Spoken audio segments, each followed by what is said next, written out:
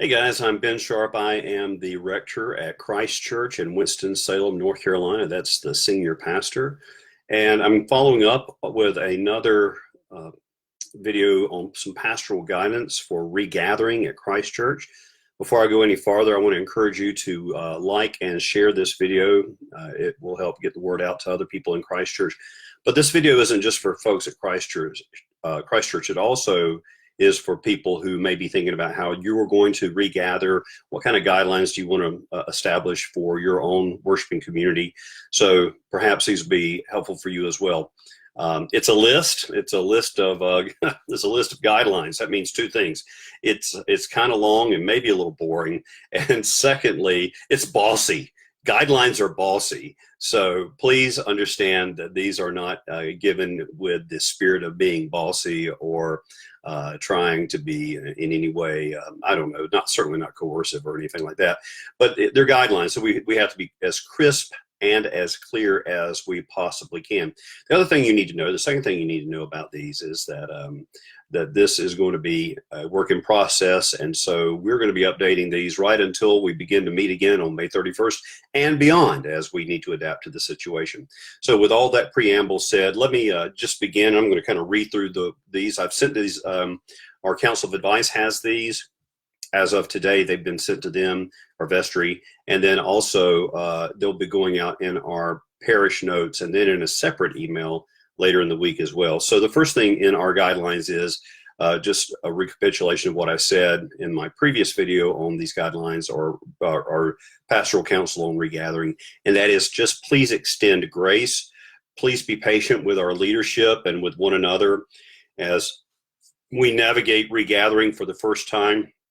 You need to expect procedural glitches at the beginning. We're all learning together, so extend grace. The second thing, number two, is who should attend. Who should attend? Well, healthy persons with no COVID-19 related symptoms. So if you are a healthy person with no COVID-19 related symptoms, you should attend, or you may attend. You may not want to come, but you're welcome. Now, also, those with COVID-19 related symptoms or those who have recently tested positive for the virus should not attend. So if you have the symptoms or if you've tested positive for the virus, obviously don't attend. Then those who are immune compromised or have other conditions that would make you especially vulnerable to the virus, you obviously shouldn't attend either, because who knows, there may be some asymptomatic person there in the sanctuary that you could catch this virus from. Here are the general guidelines, okay? So please know, first of all, please know that as with any gathering with other people during the pandemic, you are at risk of being infected with COVID-19. So you have to determine the level of risk you are comfortable with. In other words, this is a sort of swim at your own risk moment. You have to negotiate that and think about that in your own household. The service will begin at 10 a.m. So the service will start like we were doing right now, and it will be live streamed as well as being an in-person worship service. Please arrive early. And by the way, early means prior to 10 a.m. if you're coming, because there are going to be some steps to getting into the building and that kind of stuff that we have to observe. I don't think we're going to have the capacity to scan your temperature on the way in, but we are going to direct people to where to sit and things like that. So please come early. And if you arrive after 10 a.m., you'll have to come through the front doors, through the nave, into the front of through the front doors of the church, as opposed to coming in from the entryway on Melrose Street. If the senior citizen or senior center parking lot is open, which is down the hill from us on Melrose Street, so between Queen and Cloverdale, there is a parking lot. As you're heading northbound towards Cloverdale, there's a parking lot on the right-hand side that is associated with the senior center as a part of the Wake Forest Baptist Health Complex. Usually on Sunday mornings, that turnstile is up to allow for parking there. If that is the case on May 31st, please park in that parking lot. Avoid parking on the street. If you have to park on the street, that's fine. Like, in other words, if you have mobility issues, you need to park near the church. Perfectly legitimate. Go ahead and do that. But if you're an able-bodied person and you've got folks with you, drop them off at the church door. You drive down to the parking lot and park there and walk back up. It's, just a few steps.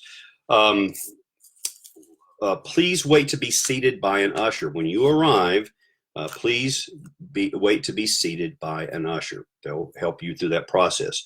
There'll be hand sanitizer in the hallway on the Melrose entrance, and there'll be hand sanitizer in the narthex, in the entryway of the main section, of the main nave there at Christ Church. We also want to encourage you to bring your own hand sanitizer. We'll have hand sanitizer, but we'd like for you to have some of your own, so that during the service, if you can continue to sanitize your hands as needed. We want to encourage, please listen, we want to encourage everyone to wear a mask. Please wear a mask. Children under the age of 2 should not wear a mask. That's CDC guidelines. However, if you do not have a mask, all you have to do is ask one of the ushers, and we will be able to provide you a mask. If you cannot, or if you elect not to wear a mask, then we want to ask you to please sit in one of the 5 overflow rooms, which we will have designated, and I'll speak of in just a moment as I go through this outline. So if you can't wear a mask, and some people can't because they are claustrophobic, this actually happens, or you elect not to wear a mask, then you need to sit in one of the overflow rooms and not sit in the nave of the church. So we're not turning anybody away, but we just need to be, as I said yesterday, or the last video anyway, we need to be as generous as we possibly can and as accommodating as we possibly can to people who are taking different measures in response to the pandemic. So those 5 rooms for overflow will be downstairs, 2 and downstairs, the library and the cry room. There'll be streaming devices in both of those rooms. Upstairs in the chapel, will be that's one of the overflow rooms, the meeting room, which is right next door to the chapel, and then the clergy office. So all of those rooms are available for overflow. Obviously, remove your mask briefly in order to receive Holy Communion. Seating in the nave, in the sanctuary, will be every other pew, and households may sit together, but please sit 6 feet apart from those who are not in your household. And again, an usher will help you find a seat. We will not offer post-worship service hospitality hour during this initial startup. Again, that's just to be cautious and not give potential situations where contamination can occur. Children, this is so if you have children, here are the protocols that we're putting in place for children. At this moment, nursery will not be provided during the service on May 31st. We are seeking guidance from our church authorities, our leaderships, and our leadership, and also, they're getting their guidance from public health officials about when we may be able to offer nursery again. And we're going to inform you as soon as we have any changes on that. But right this minute, we're not going to offer nursery on the 31st. So that's not going to be there. Catechesis, however, will be, so that's children's church, but catechesis will be available for children who normally would go to catechesis during that worship service. It will also be live streamed either on Christ Church's Facebook page or someone else's Facebook page. We will let you know ahead of time. However, as always, your children are invited, perfectly welcome to remain with their parents throughout this service, and so that's always an option. When it comes to catechesis, the parent will walk the child to catechesis. In other words, they're not going to line up and go in a line, which is what we usually do. But in order to maintain social distancing, we're going to ask parents to individually take their children up. Yes, that means you have to leave the sanctuary when that happens and then bring them back down afterwards.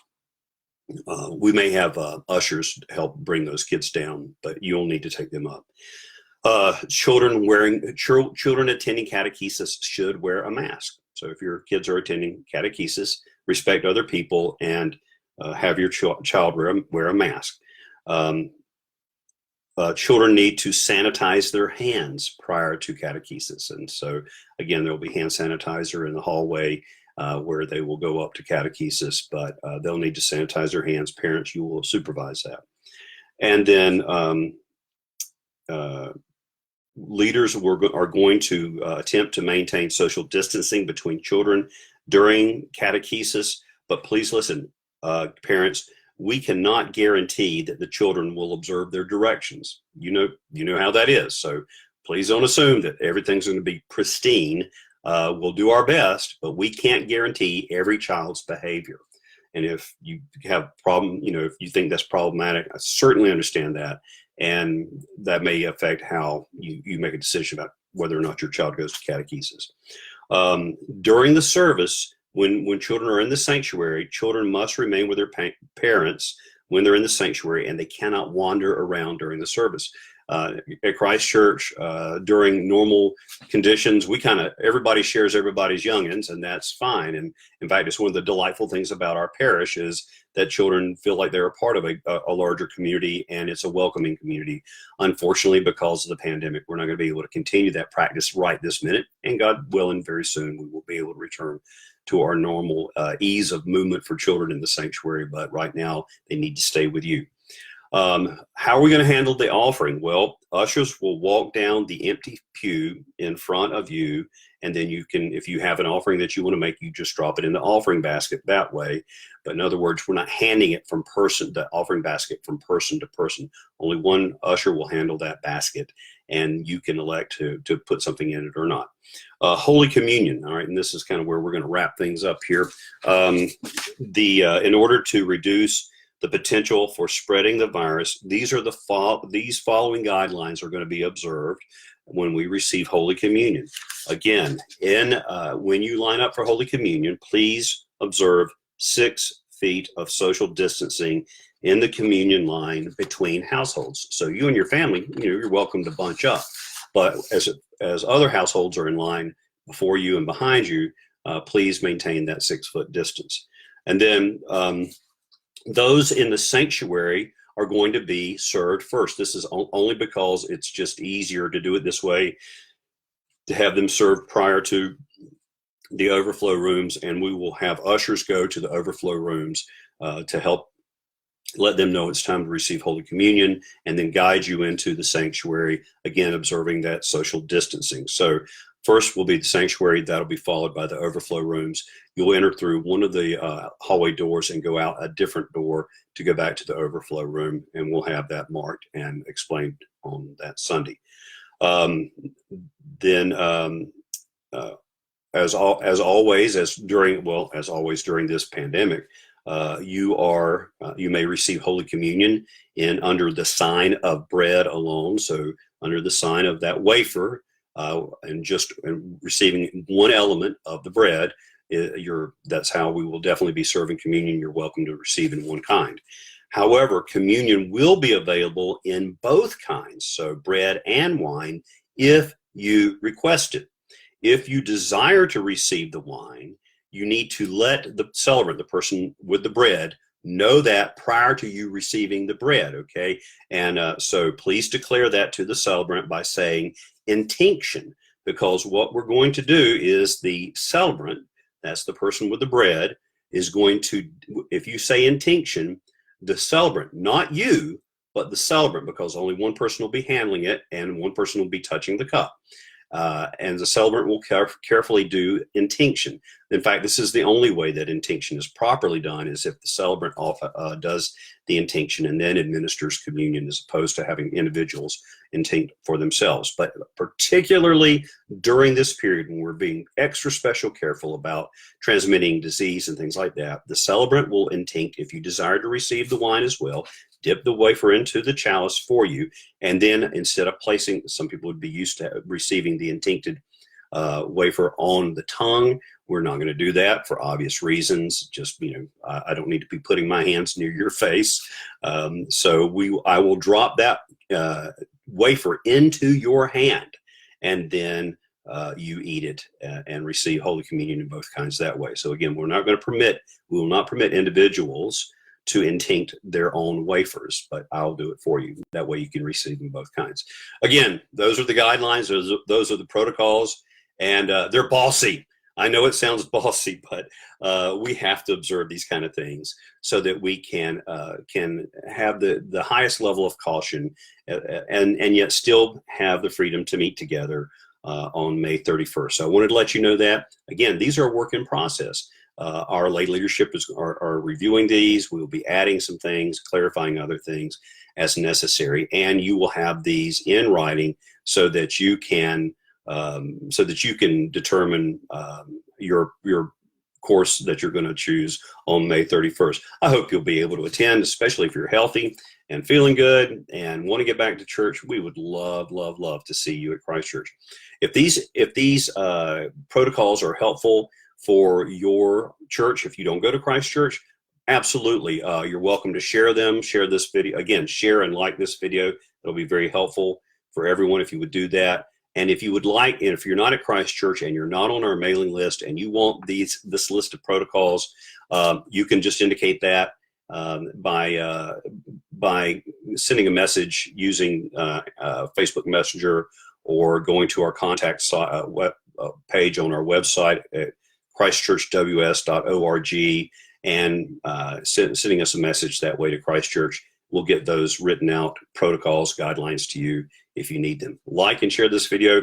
Thank you for your time, and I hope to see you on May 31st at Christ Church.